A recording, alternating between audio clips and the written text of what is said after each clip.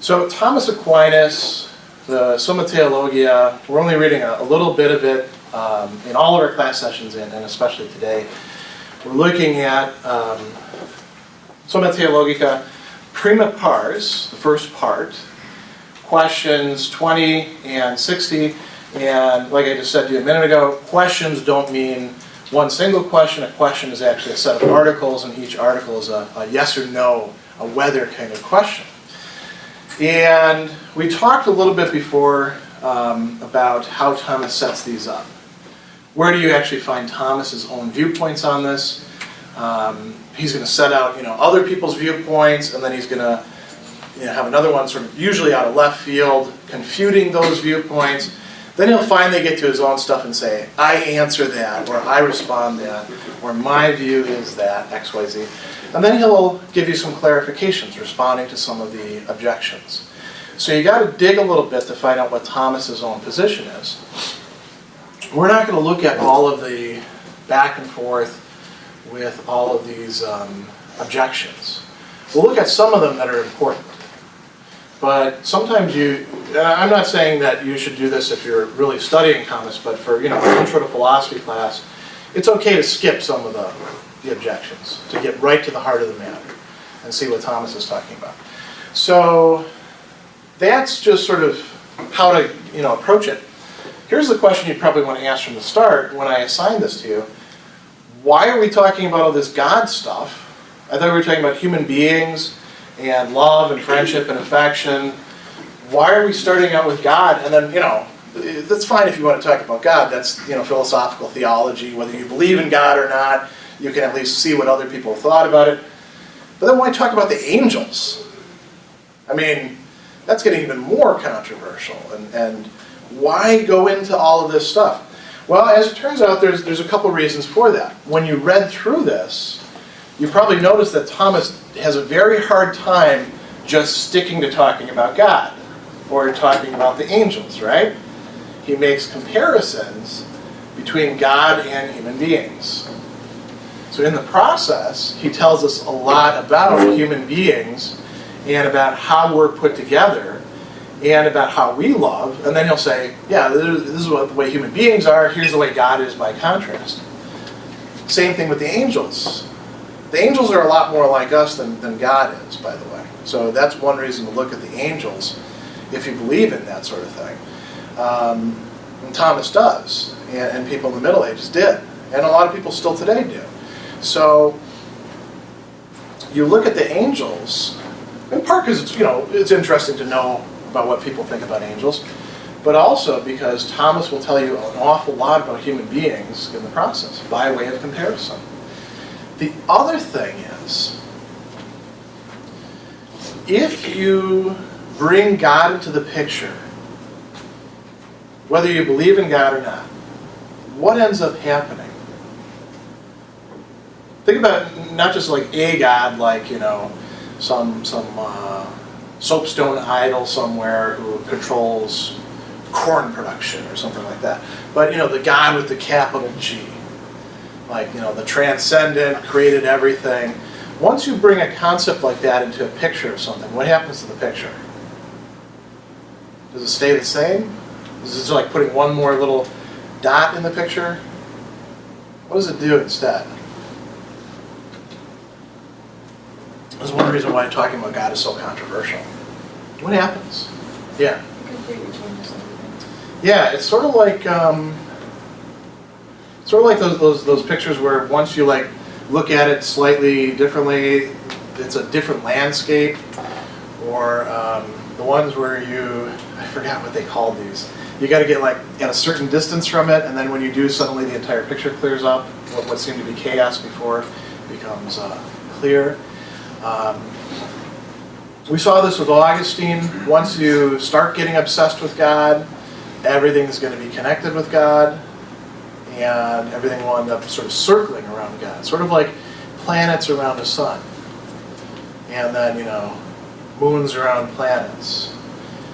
So once you start bringing God into the picture of what human beings and their environment and thought and love is going to be like, if you were to try to just take God out, you would leave this gaping hole of unintelligibility, of things not making sense. Now, we live in a modern culture that has done a pretty good job of doing that. You know, religion is seen as something completely private, and you shouldn't, bother people with God talk or something like that.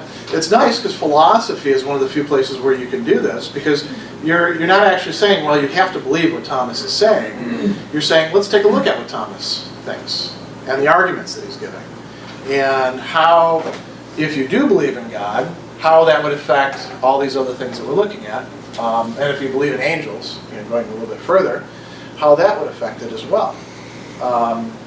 So that's why we're doing all this God talk. Let's look at the first thing that he asks.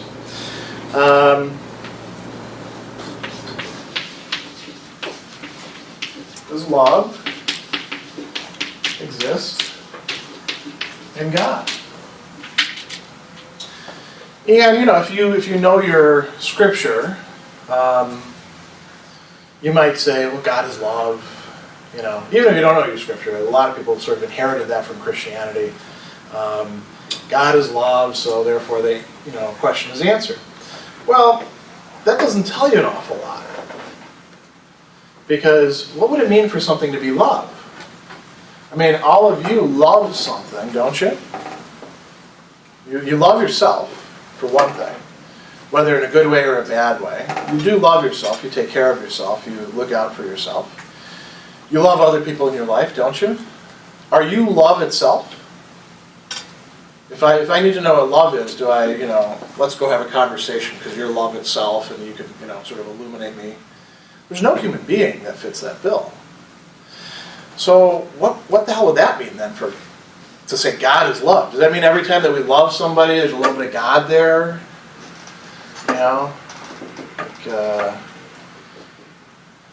Maybe sort of like spread that you can put on toast or something like that. Just on relationships. Sprinkle a little bit of love and God. That doesn't make any sense. That's really silly to talk about love that way, isn't it? Something so powerful. So you're not going to solve this question just by saying, well, yeah, of course, God is love, so love is in God. And you notice that's the on the contrary part. There's some good reasons maybe to think, and here we are going to look at the objections, to think maybe God doesn't love. Let's look at the first one. It seems love does not exist in God, for in God there are no passions. God is supposed to be beyond passions. Like, we're subject to passions, like being angry, being sad, being jealous. These are negative passions.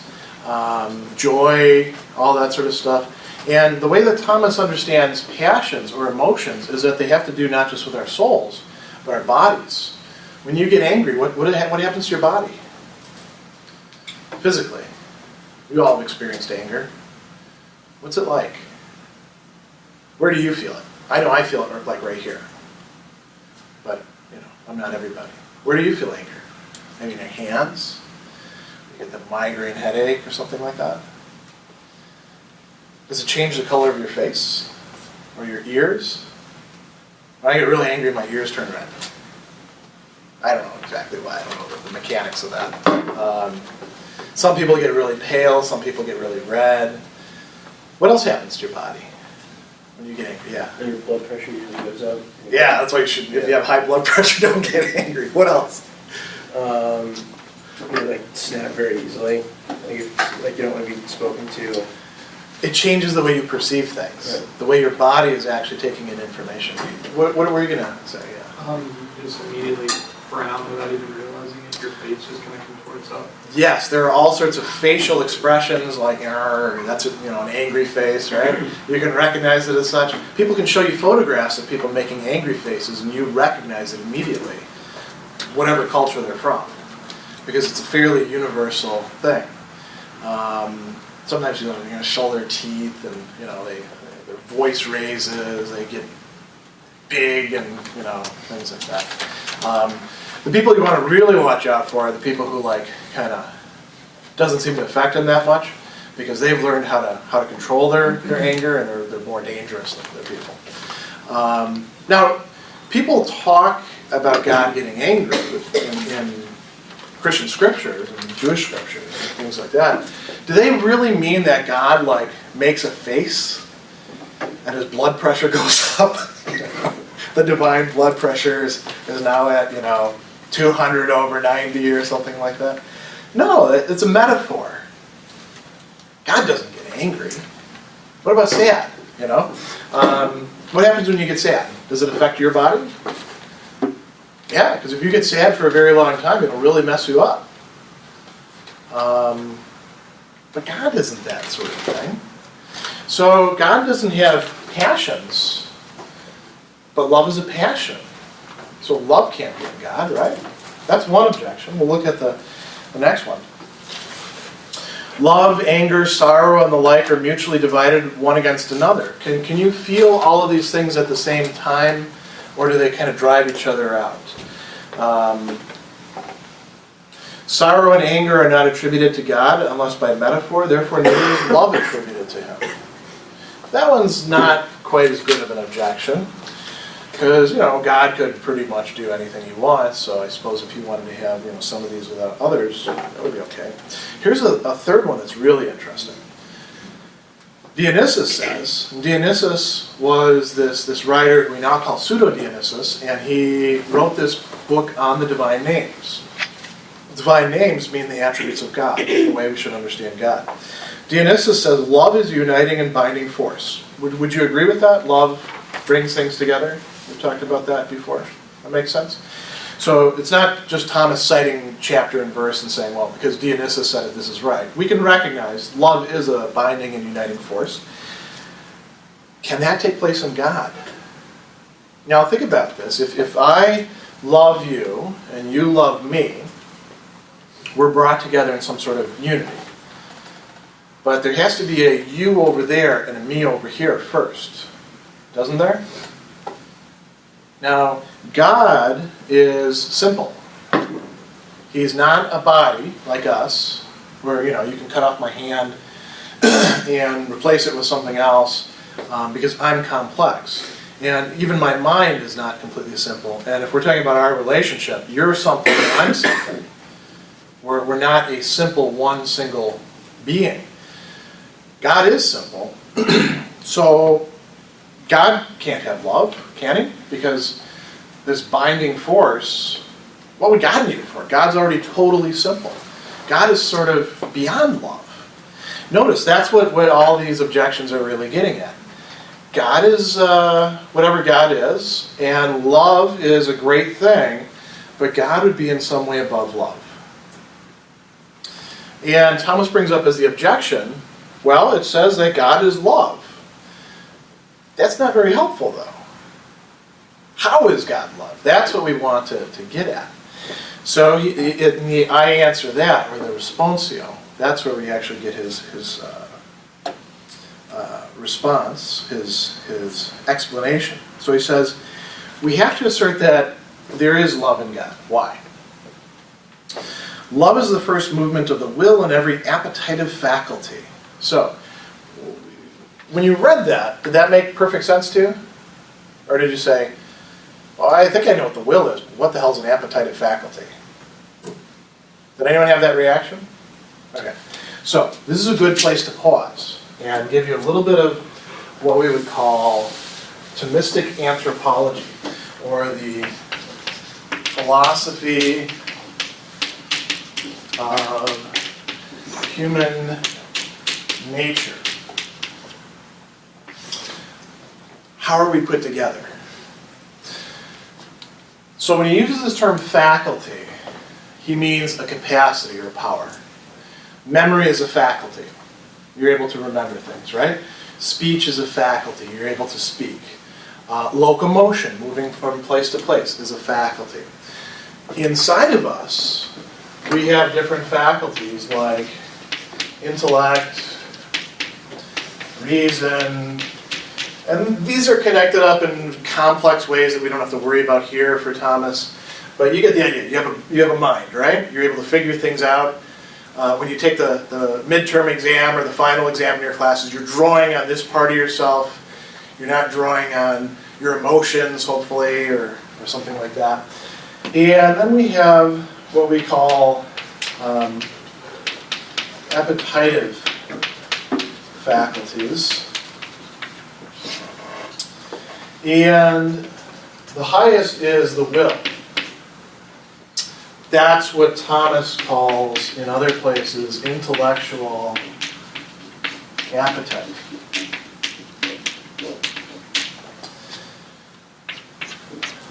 Then we have the sensitive appetite. And there's more involved in this picture. There's the irascible appetite as well, but we don't need to make it overly complex. In order to understand this part, this is what we want to look at, okay? So basically, if we want to make it over simple, you've got your mind, your intellect that figures things out. You have the sensitive part of you that's drawn towards things like, when you like eating, how many of you like eating chocolate? We just had Halloween. Did you get to eat some chocolate over Halloween? Now's the time to buy it, right? It's still on sale. Do you ever crave chocolate? Do you ever desire chocolate? You see some and you're like, man, that would be good. That's your sensitive appetite. When you woke up this morning, it's a cool, crisp morning. How many of you debated about sleeping in? I know I did. My wife did too. It was hard. And actually the dogs just like, they didn't want to get up. One of them had to be pushed outside, before we take off for work to, do the morning constitutional, right? That's your sensitive appetite.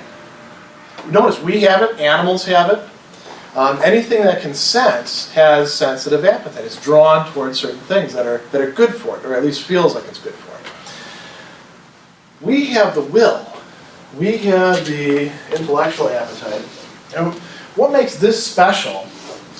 This is able to apprehend the good as such, or goodness. Bless you. Not just this goodness, this good thing that draws us, but goodness as a whole, as a concept, as a reality. We're able to perceive the world in a different way than animals are. It's a richer experience for us because we have the will. We're drawn to things that animals aren't. For example, I've used this before. Every one of you, at one point in time, probably at many points in time, ask yourself, am I a good or am I a bad person? And you say, I would like to be a good person. I'd better get my act together.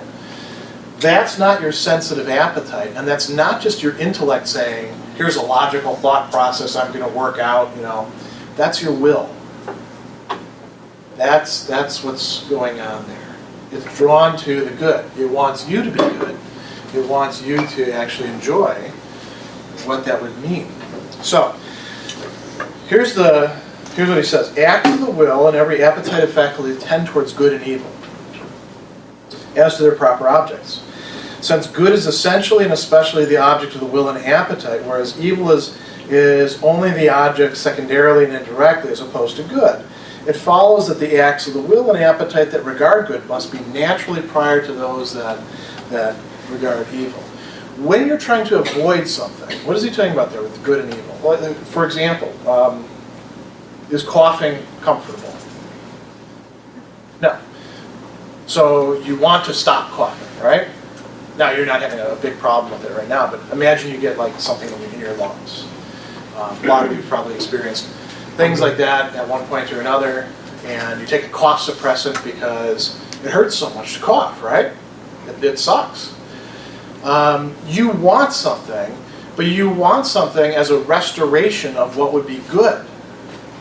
You realize, remember when we talked about Augustine and evil is a privation of the good? When you're sick and you're coughing, your normal good function is being impaired. It's painful because you're missing something that's actually good. When you wanted that chocolate, on the other hand, that was something that you perceived as good. That was something very direct. Now, if I get in the way and I say, no chocolate for you, you're going to have to go through me to get this chocolate. and you get angry at me and push me out of the way, you're perceiving me as something bad, something keeping you from what it is that you want, and you take some action. You get angry, and then you act so as to attain that good. That's attaining what Thomas calls the difficult good, because it requires some effort to be made to achieve it. The difficult good is done in the face of evil, in the face of badness, not directly for good. But good is prior to badness. And you haven't really thought of things this way probably, but you're constantly, on some level, being directed towards all sorts of goods. That explains how you got here today. That explains why you're dressed. Hopefully none of you had to think this morning, should I wear clothes or not? You just sort of put them on, right? Because it's habit. But you could reconstruct it, and you could say, well, I willed to put on clothes because I realized that I didn't want to be cold, and I also didn't want to give scandal to anybody, and I didn't want to get in trouble, and all of these things are part of my good, and I also needed to get to class, and not wearing clothes would keep me from being able to get to class and successfully be in class, and that's something I want, right? That was your will. Notice dogs don't actually debate about whether to put on their little sweaters. Either we put them on them, or they don't, or we train them to do it.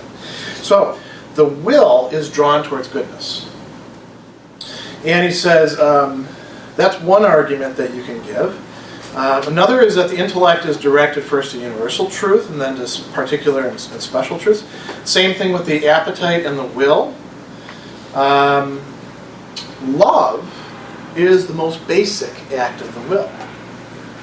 Notice what he says about some of the other emotions. Again, talking about human beings, not God. He says, joy and delight. When you feel joy, you're feeling love directed in a certain way. Joy is in terms of the good that's present and possessed.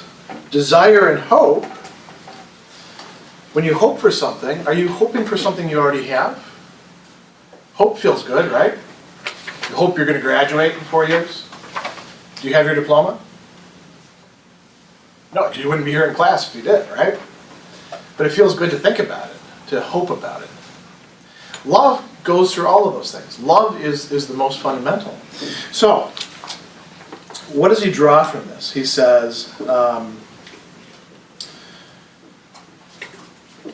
in whomsoever there is will and appetite, there must also be love. So here's the question we should ask then.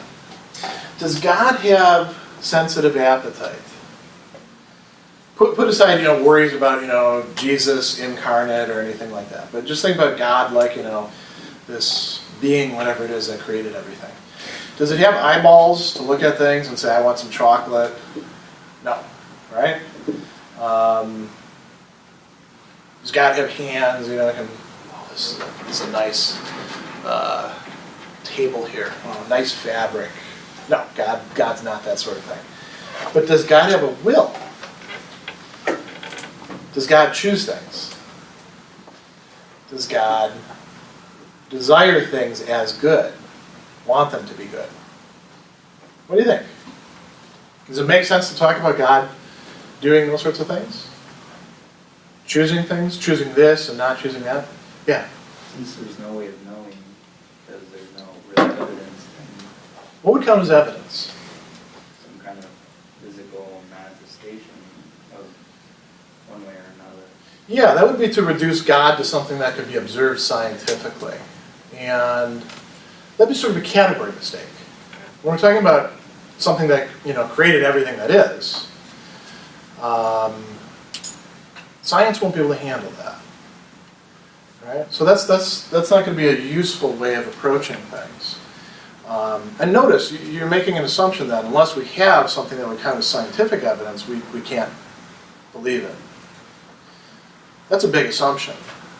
And that might be okay in practicing science. In thinking about larger issues, that might be out of place.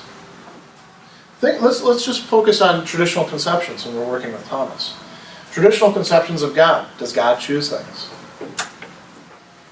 like to create the universe rather than not to create the universe? Wouldn't that be a choice? Or, to do this, say, don't sleep with your neighbors, wives and husbands, rather than sleep with them all you want? That would be kind of a choice, wouldn't it? Yeah. Well, but if he chose, then why would he choose to create like bad people? Oh, well, that's a whole separate question. That's trying to answer one question by asking another question that's asked way, way down here. The question we're concerned with at first is, does he choose at all? So, if he chooses, then love exists in that will. So love would exist in God. And that gets us through, a few hoops. But then we have to, answer these other issues. He goes on. He asks things like, does God love all things? That's where those sorts of questions could come up. Does God love all things, or maybe does God only like the things that are nice, that haven't screwed things up? Like maybe if I'm a jerk, God doesn't love me. Maybe he did love me before I became a jerk, and then I act like a jerk and quits loving me. So he asks that question. He asks whether God loves all things equally. Maybe God plays favorites. That's a legitimate worry, isn't it? If you have this conception of God. Whether God always loves the better things more. That's a really interesting question. Because there you see Thomas actually bringing up all sorts of arguments to say, no, it looks like God actually loves worse things more than better things. Coming directly out of some Christian thought. So let's look at some of these, and maybe some of those sort of questions will clear themselves up. He asks, does God love all things? And there's some objections here. We're going to skip the objections. He says, yes, God does love all existing things. Why? Well, all existing things insofar as they exist, and this takes a sort of shift of perspective. We tend to look at existence as that's just, there, and then we ascribe value to it afterwards. A good thing or a bad thing. An ancient and medieval way of looking at things is that all existence is good inherently. For a thing to exist is already for it to be good, in some sense. Then you can say, well, yeah, but what about bad things like poison? Well, it's good insofar as it exists. It's bad insofar as it doesn't jive with other things like, the cells that it damages. And we saw this with Augustine already. Or what about, jerky people who do terrible things? Well, they choose to do terrible things with the existence that they have. But the existence by itself is a good thing. So he says, existing things insofar as they exist are good. Likewise, whatever perfection it possesses. What does this mean? There's different grades of being. I've used this as an example before. Every one of you is more valuable than this. Even if we, add Siri into it. Siri's actually pretty dumb. I've tried playing around with that. She doesn't really know very much or help out very much. And her answers get very annoying very quickly. But let's say she was really, really smart. You'd still be more valuable than this. You have a higher degree of perfection by being the kind of being that you are than some mere technological device, however sophisticated it may be. Because this is just, matter put together in certain ways. It doesn't have the capacity to think about itself. It doesn't have the capacity to make moral judgments about itself, to choose. Computers can say they choose because we program them to do that. They don't really choose anything. You're a higher degree than your dog is, or cat, or fish, or whatever pets you may have. The spider, hiding under your bed, or if you don't have pets, the fly buzzing around your room. You're a higher degree than that. As a matter of fact, you're one of the highest beings that exists. So God loves all existing things. Why? Because they're good. And does that mean that God loves them the sort of way that we do? Well, there's a difference here. Again, this is sort of classical theism.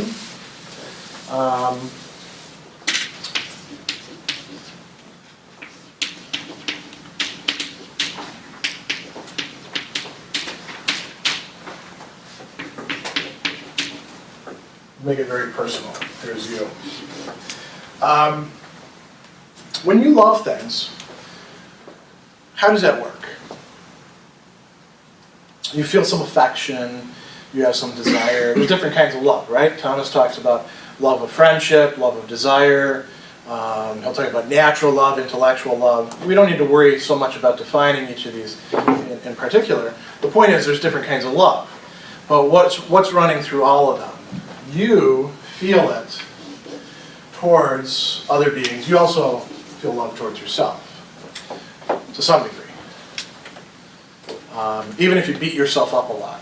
And I imagine that a lot of you do at some times because you're very goal-driven people and you feel like you've let yourself down. You do that because you hold yourself up to some high standards, because you love yourself.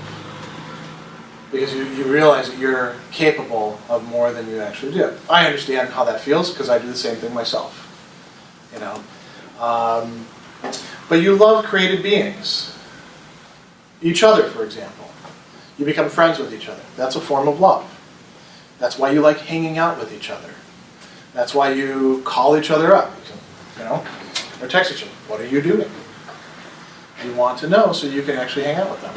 You love knowledge. Every one of you loves knowing something. It may not be philosophy, but there's something that you really love knowing about, and you seek it out. And why do you seek it out? Because you think it's good. You realize the goodness. That's something you become aware of, right? How do you know you like chocolate? Use that example again. How did you find out you like chocolate? You have to try it first. You ate it as a little kid, right? Probably your parents said, here, try this. And then you're like, oh, I gotta have more of this stuff. This is really, you didn't say, this is good. You said, this is really good. And you did that with pretty much all candy. And then how did you realize that you liked laying in bed? You did it. You know, once you started to become attracted to other people, romantically, you perceive some goodness in them. Even when, you know, those who, well, I like bad boys. Well, that's because you think bad boys are good, in some sense. Good in some limited way, right? So we perceive the goodness of created beings, and therefore we love them. What about God? Does God love things that way? Did he like make everything, and then he was like, holy crap, this is great stuff. I outdid myself this time. He knows ahead of time what he's making, doesn't he?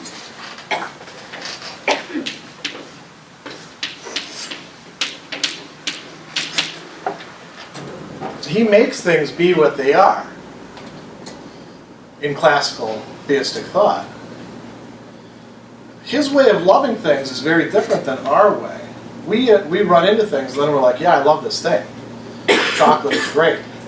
Chocolate tastes good for us because God created all these natures so that they could actually interact with each other in ways in which they could feel that. It's not like God would, you know, make chocolate first and then be like, let me try this out. Oh, this is really good. I should make more of this. He knows in a different way. Love and knowledge are more connected. His own will is the cause for the goodness of the created beings that he loves.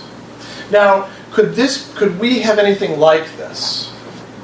Thomas doesn't talk about that, but this is a nice digression to think about. Could we have any limited share in that sort of creative process? What do you think? Have you ever made something and you intended it to be good? And now, of course, you weren't like making it from nothing. You were making it from other creative beings. You put together an iPhone, you're doing it out of parts. Let's take cooking. How many of you cook? Any of you? None of you cook? A few of you cook? Well, that's because your family owns a restaurant. Yeah, that makes sense. When you make a dish, you're putting together components. You're doing certain things to them. You know, unless it's like a salad, you're not doing any real activities. But you're cooking, you're heating, you're carrying out chemical processes. You intend to do a certain thing, and that dish, if it turns out right, it's good, right? Can you take credit for it? Is that goodness there because you intended to create that goodness? That's a little bit like what we're talking about here. What about when you did a good thing for another person that improved their life? Is that a creative act? Even if it's not like, creative in the sense of like totally original, nobody's ever done this sort of thing before. Is it a creative act to do an act of kindness that makes somebody's life better? You're intending goodness, right? You're bringing something new into being. Your will is creating something out of elements that already exist, right? You give somebody a flower, you pick the flower, you bought the flower, but you're the one who actually did it. Now imagine that all of this happens at the same time. That would be more like what God is doing, according to Thomas. Does that help you understand? Does that help you wrap your head around what he's talking about here? How that's different than just perceiving the goodness and being attracted to it? So if God loves things, then let's ask, does he love things equally? Does he give everybody or everything a fair shake? And you would think he would love everything equally, right? Thomas says he doesn't. That's a little weird, isn't it? Why? He says, to love a thing is to will it good in a twofold way. Anything may be loved more or less. And one way, on the part of the will itself. So if I now, take God out of the picture and put me, completely fallible, limited, imperfect being in place, and you as my students, to act in a good way towards you requires certain things of me. Right? That's a choice on the will. I'm choosing to do things. I could come in here late. I could play favorites with students. I could do all sorts of things that I'm not supposed to do. I could have a more or less intense choice to do things. So some students are like, hey, I want to know something more about Aristotle. Can you help me out? And I'm like, sure, I'll do that for you. And then the next student comes to me, I'd like to know something more about Cicero. I said, buzz off. I'm too busy. I'm devoting my time to this student over here. My will would be more or less intense towards one or the other. I'm intensely willing to do good for this person and not doing so for the other. I love, in this parlance, that person more than I love this person. Another way would be in terms of the good that I will for you. So, what's a higher good? Knowledge or donuts? Knowledge. Yeah. If you don't think so, quit college, go to work at Dunkin' Donuts, because then you'd be like right in touch with goodness all the time. If you really believe that donuts are a higher good than knowledge, you want to change your life trajectory, because you always want to be in touch with the higher good.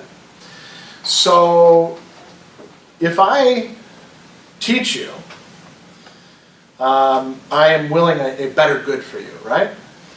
What if I just didn't teach you at all and I just brought donuts every day? It'd be a fun class, right? We just watch movies. I say, how do you feel about it at the end of the movie? Some people do this sort of thing. Not so much here, but I've seen it happen in other schools. I'm not willing as good of a good for you. I don't love you as much in that sense. This comes up. Here's another classic example of that. What are things that people complain about in relationships? When they say, you should love me, and the other person says, well, I do this for you. What are the sort of things that people have as substitutes? Where they say, look, I do this for you, of course I love you. Yeah. Like buying things or buying someone's holiday. Yeah, when the person wants what instead? Maybe attention, time, affection, those sorts of things. So, higher good, lower good, right? You can say, well, you give all of your time to your work. You love your work more than you love me. You just buy me crap that I don't really want. What are other things that people give as substitutes like that sometimes? I'm not going to spend any time with you, but I'll take you on a vacation. In a job, how can you tell you're appreciated in a job? What are the things that really count? Yeah. How much you're paid? That's important. Would you see it as equivalent if we're all like, a company now, and I'm the boss, and you come to me and you want a raise, and I say, well, I'm not going to give you a raise, but I will make you the manager of this, but it doesn't actually give you any power, it's just a title. You can tell I don't really like you then, right? Because if I liked you, I'd actually give you a raise. There are higher and lower goods. Some of these are context dependent, like the workplace thing. So the question is, does God love everything equally in these two ways? And he says, in the first way, God doesn't actually love things differently. Does God love me more than he loves, you or that chair? No, he created everything. He loves everything equally in that sense. Does he will greater goods for me than that chair? The best good for that chair, I suppose, is to exist and to not be destroyed and to have somebody's butt sitting in it. Presumably, I'm made for higher things than that, not just to be a butt receptacle. Same with you, right? We can be knowledge receptacles. We can be receptacles of love. We can, do all sorts of things. We can be creative beings at our own extent. That chair, that's never going to do anything. That chair is not going to amount to anything. I don't care how long it stays here at Marist College, but you will. You will graduate and go on and become people who contribute to their community and to their profession and create families and spread good throughout the entire universe. This is it for that chair. This poor chair doesn't even have anybody sitting in it. At least your chair does, and your chair does. But that's as good as it's going to get for them. Even if they get put in a better building, like the Hancock building, that's it for these guys. So, willing better goods.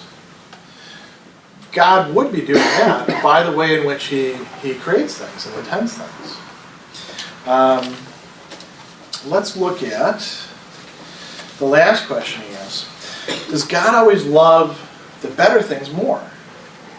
If he's fair, wouldn't that make sense? Think about grades, right? If you write good papers, don't you deserve a better grade than somebody who's just sort of phoning it in? How do you feel about that? Or think about group work. Why do students hate group work? Group projects. Because everybody, There's one person that ends up doing all the work. or sometimes two, but everybody gets what? The same grade, whether you did as much work or didn't do as much work. And if the teacher really, valued your effort, the teacher would give the one person who does all the work the higher grade and say, screw those other people who are just free riders, they don't get anything, or they get a lower grade. That's why students don't like group work. There's ways to get around that, like peer grading and, wikis and stuff like that. Now, these objections are kind of interesting. And again, some Christian theology is being presumed here. He says, it seems God does not always love more the better things, for it's manifest that Christ is better than the whole human race, being God and man. But what's one of the central tenets of Christianity? That God let this poor guy, Jesus, just go through hell. Have any of you ever seen that movie, The Passion of the Christ? That's a fairly realistic depiction of what executions were like around that time. In the biblical passage, it'll say things like, and then they scourged him. If you want to see what a scourging is like, watch that movie. It was no fun. It wasn't just, one whip or something like that. It was literally like tearing people apart. So, is that the sort of thing that you do to people you like? You send somebody like, hey, I want you to get scourged to help out these other poor schmucks over here. That doesn't sound like very loving behavior, does it? So that's a real objection, right at the heart of Christianity itself. And then he says, what else? Angels are better than people, presumably. So God loved human beings more than he loved the angels. What's up with that? That seems bizarre. And then he goes on with God playing favorites with God incarnate and Peter and John. Peter was better than John, but Christ loved John more. So what's up with that? Well, what's going on there? Again, it seems like playing favorites. And then further, the innocent man is better than the repentant, since repentance is, like Jerome says, the second plank after shipwreck. You're repentant and you do right after you've already screwed up. Well, it's not as good to be a screw-up who fixes things than to be somebody who didn't screw up in the first place. And yet, weirdly enough, this is what the Christians say, God loves the repentant sinner more than he seems to love the people who didn't screw up in the first place. I mean, think about the story, if you remember this one, of the prodigal son. You could substitute a lot of stories in there. This jerk goes and spends his share of the inheritance on getting drunk and prostitutes. And then he comes home, and his brother has been a good guy the whole time, and when he's coming home and he's all covered with dirt and, he's lost everything, his dad sees him from a long way off and runs out there and gives him one of his best robes and says, we're going to have a party. My son is back. And the other son is like, what the hell? I've been taking care of everything here, doing exactly what you say the whole time. You never give me anything. And this Yahoo comes in after blowing half of the family inheritance, and you're going to give him a party? What's going on here? So, this is the sort of stuff that Christianity actually makes central. That's pretty paradoxical. So Thomas is kind of worried about this. So he asks, how can this possibly work? And he gives a very short answer. We're not actually going to look at that so much. Let's look at the answer to these objections. He says, God loves Christ not only more than he loves the whole human race, but more than he loves the entire created universe, even though he put him to get sacrificed, because what that attained for him was something even greater. This is a paradox. This is something that's hard to wrap your head around. This is part of why we're reading Thomas Aquinas, because what we're seeing here is a different shape of love than what we saw in Aristotle or Plato or Cicero, not than Augustine, but Augustine wasn't drawing this out quite so much. What about human beings and angels? He says, it depends on how you look at it. There's a lot of different ways to look at this sort of thing. If you compare human nature in general and compare it with angelic, the two are more or less equal, but some angels are found nobler than some men, and some men nobler than some angels. Why did God assume human nature instead of, angelic nature? Well, because human beings needed it more.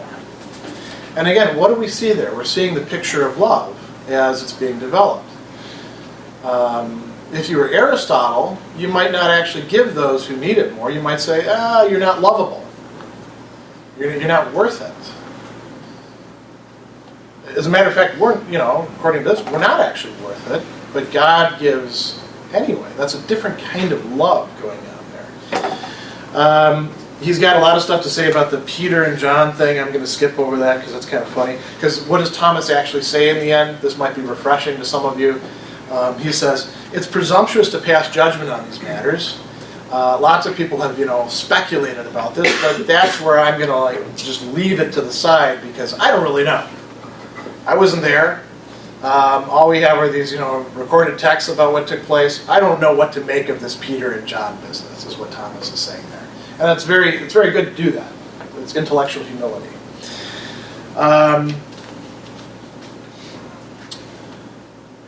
Finally, he says, the penitent and the innocent are related as exceeding and as exceeded. Other things being equal, innocence is the nobler thing and the more beloved. So why would God be happier over the penitent? Because often penitents rise more cautious, humble, and fervent. Oftentimes you learn what you ought to do by screwing up.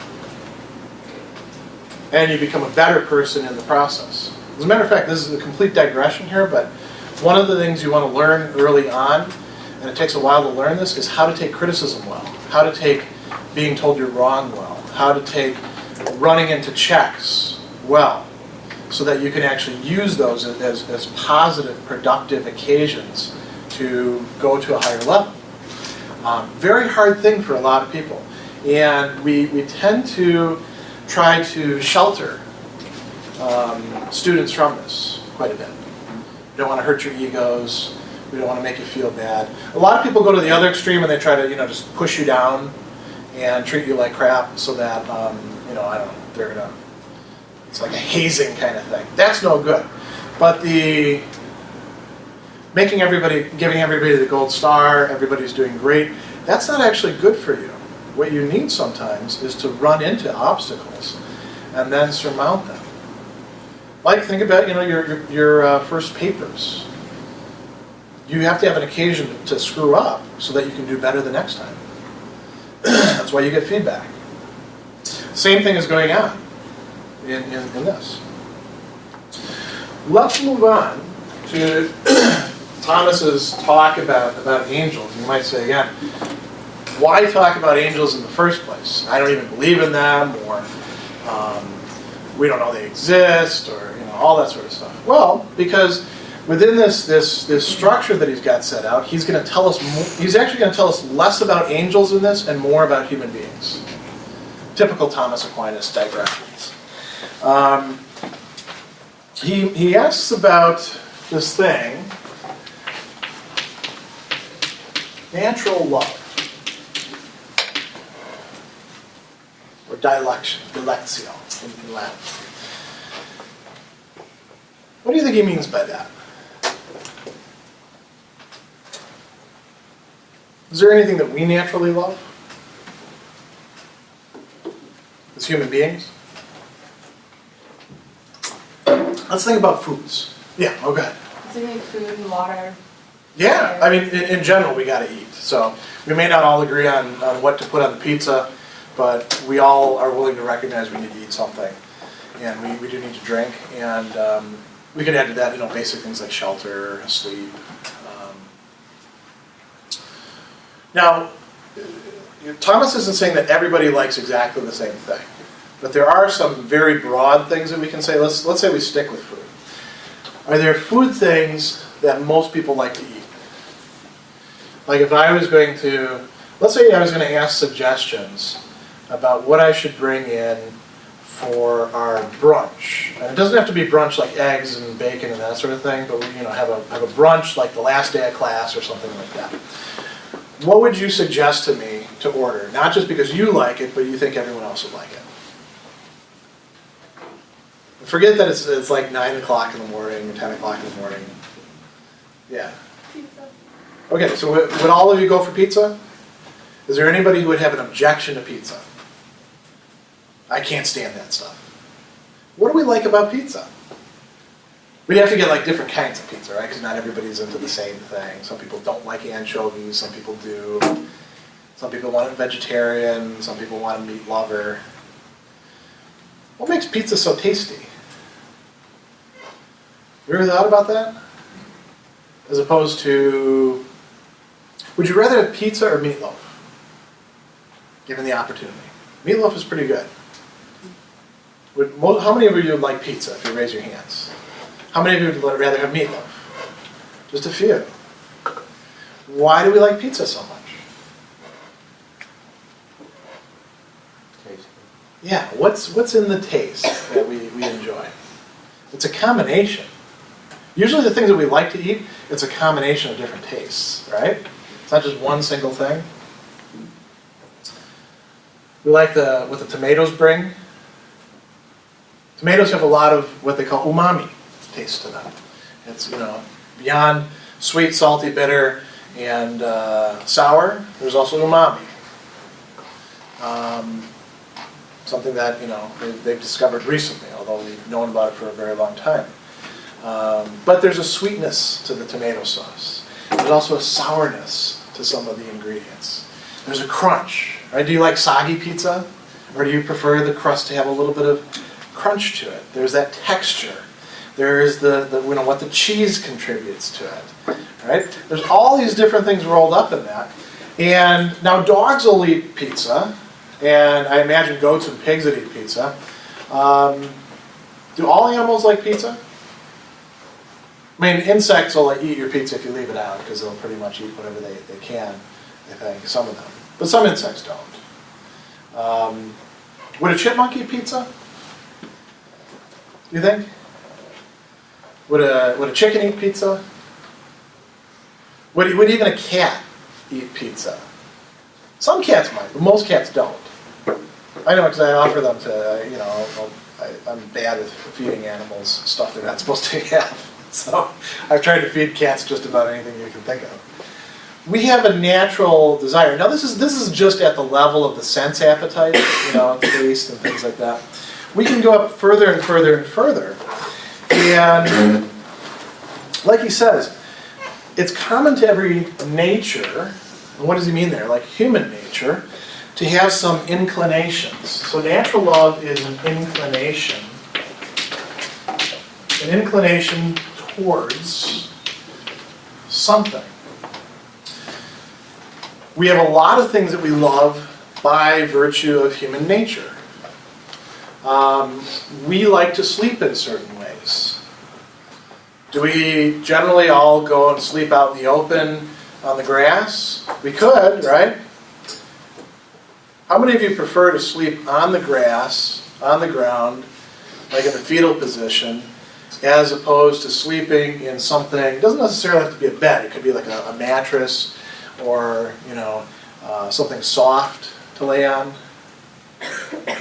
Do you like the softer thing to lay on? Do you like having a pillow? Or would you rather have a rock? You could use a rock as a pillow. Would that be nice? Would that be comfortable? You have a natural inclination towards sleeping in certain ways. What are other things we have inclinations towards? Naturally. This doesn't mean that every human being will do this. There can be some damaged human beings who are missing out on these things. But what are other things that we tend to like, we tend to be attracted to? Do we like looking at things? What kind of things do we like to look at?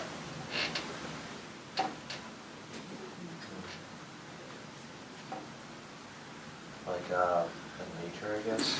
Yeah, there's something attractive about nature, unless we're lost, right? If we're lost in the woods, then suddenly we don't like nature anymore.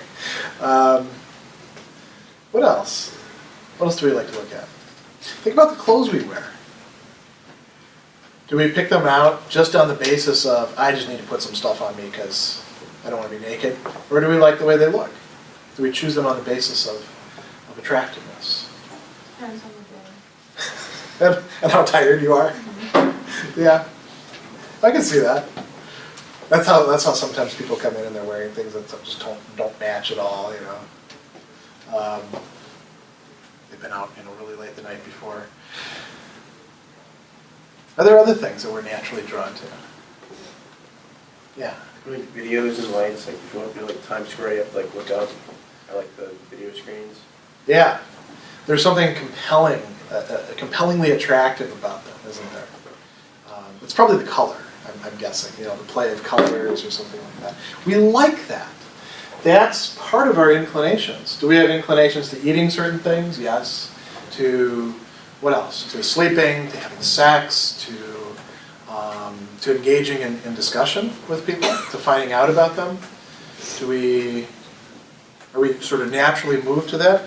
Yeah. Why? Because that's part of our human nature. He says this inclination is found to exist differently in different natures, but each according to its mode. Now, we're different in that we have not only sense appetite, but we have an intellect. we have an intellectual nature. And that gives us inclinations coming from the will.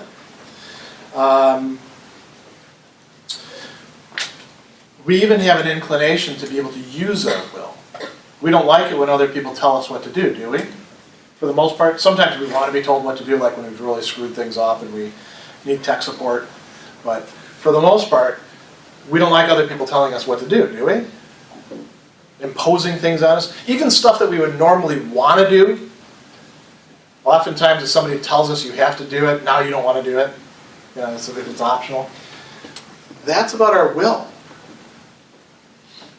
We also do want to be part of something bigger than ourselves, every one of us. To find meaning, to find value. That's coming from our will. That's part of our inclination. He contrasts this with love of choice. So there's natural love, and then there's what he calls the love of choice. And this is what we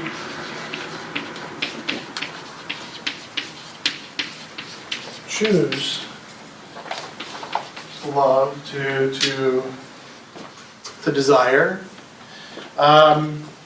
For example, you may not think about it this way, in this broad of a sense of love, but all of you love being here at Marist. Even though it may be a pain in the ass at times, and you have to do a lot of homework, and you don't get to do what you want, and you're separated from your families, most of you, and you know, there's all this stuff that's in the way, right? That kind of bothers you. But you actually love being here at Marist. Why?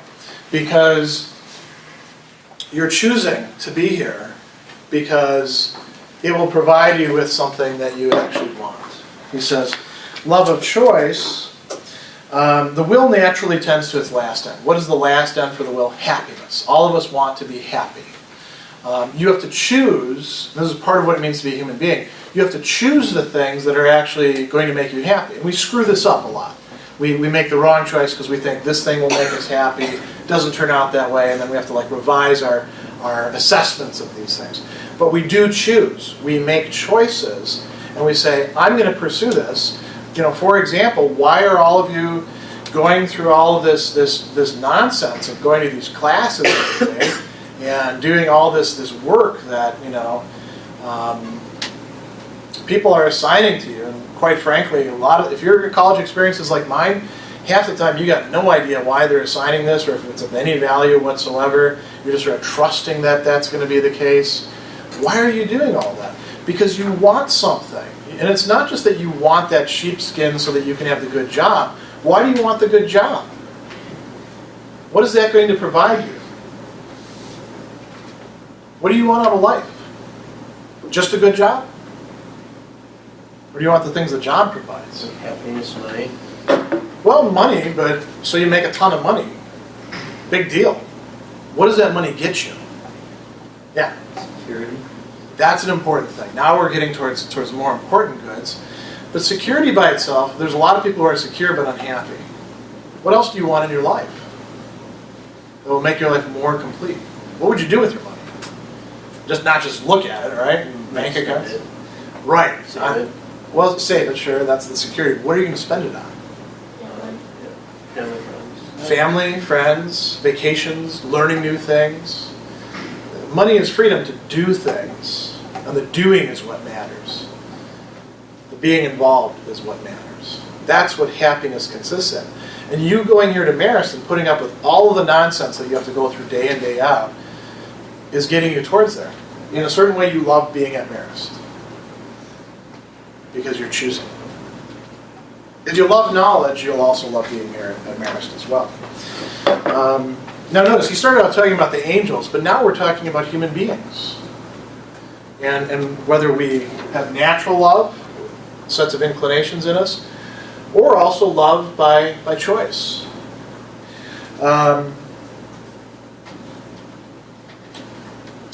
He tells us, too, that we and the angels love ourselves with both of these. we naturally have an interest in our own existence. This is why we value security, for example, as a good. We have a natural inclination to maintain our being and what that requires. But we also choose things as goods as well. He says, both angel and man naturally seek their own good and perfection. This is to love self. They love themselves insofar as by natural appetite, each desires what is good for self. Now this is a murky thing. Do you actually know at this point in your life truly what is good for yourself? That's where love of choice comes in. He says, each loves self with the love of choice insofar as from choice he wishes for something which will benefit himself. So again, why are you here at Marist? Well, one of two reasons. You want to get a good job, and that's going to be something good for you because you actually do care about yourself, and you should care about yourself, and that's a good thing that you do, and you're choosing it. That's a way in which you are loving yourself by keeping yourself here at Marist. You probably don't think about it that way. On the other hand, what is the other good you might be pursuing here at Marist? Knowledge. You want to actually learn things. This is a pretty great place to go. Because they've got a great library, there's a lot of motivated professors. You also learn from other students who have interests in things. There's a lot of great clubs here that do activities. I like being here at Marist. And one reason why I do is when I go over to the cafeteria, as opposed to other places where I've taught, and this is what I'll close with, because this shows you about love of knowledge and how people are loving themselves. Do you know what I actually hear in the cafeteria? I hear students discussing the things that they're studying, and they actually are interested in it, and they're using it to think about their own lives and their relationships and what's going on in, this contemporary event or that contemporary event. Students are actually having conversation with each other. That's a good. That's something that shows, you might say, self-respect as a student. Being able to do that, to value that for yourself. That's love of choice in Thomas's parlance. So we'll leave off there.